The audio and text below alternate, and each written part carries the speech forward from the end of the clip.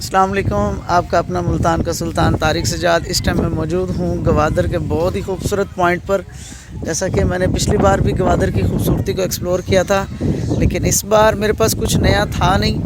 ये भला हो दोस्त का इमरान भाई नेवी में, और ये अदनान भाई जो मुझे यहाँ तक लेके आए। उन्होंने बताया कि एक न्यू पार्क बना है ऊपर, जिसका बहुत ही अच्छा व्यू है, और मुझसे रहा नहीं गया। तो आज मेरा लास्ट डे है गवादर में। मेरी अभी 7 बजे की टिकट है शाम की, तो सोचा आप लोगों को भी ये चीज़ दिखाता जाए।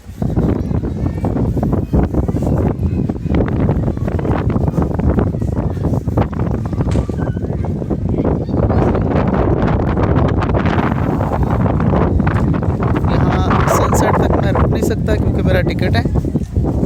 अभी इस टाइम 4:51।